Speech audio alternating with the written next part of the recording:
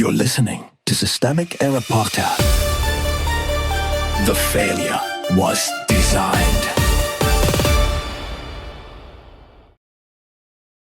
EMS audio reveals new details on Lindsey Graham's sudden death. CPR in progress now, based on an article by Alexander Willis. Power doesn't die quietly. The fact pattern. The source gives a narrow, carefully managed account. Emergency radio traffic indicates Lindsey Graham suffered chest pains, went into cardiac arrest, received CPR, was transported to George Washington University Hospital, and died after his office called it a brief and sudden illness. That is the public version. The real story is not the medical chronology. It is the machinery around a powerful man, how fast it activated, and how quickly the narrative was sealed. Who actually had power?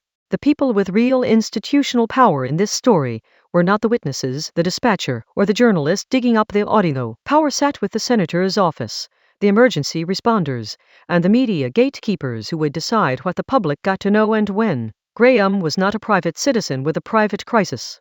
He was a sitting senator whose final hours were immediately processed through institutional channels built to protect high-status people. Misdirection by familiar language. Brief and sudden illness is the usual euphemism of elite storytelling, blunt enough to sound factual, vague enough to control the frame.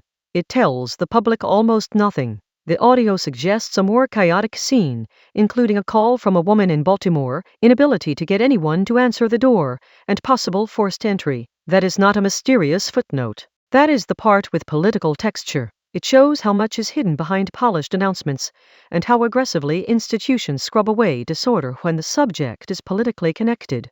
The response was the point.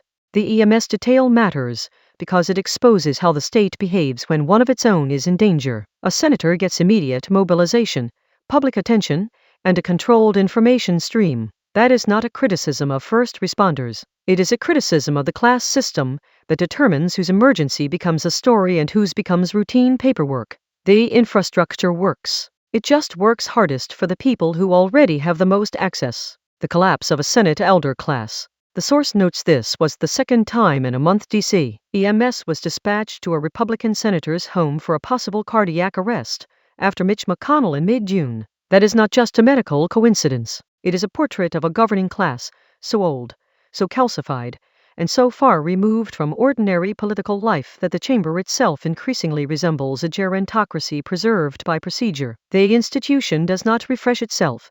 It clings to power until the body gives out. What this story really reveals. This is a small story with a large lesson. American political coverage is built to humanize power and blur responsibility at the same time. It turns institutional episodes into soft-focus biography, even when the underlying reality is hierarchy, access, and managed information. The public gets the sanitized endpoint. The machinery stays intact. You've been listening to Systemic Error. Thanks to Raw Story for today's article. With the automated voice of Lesak, thanks for listening.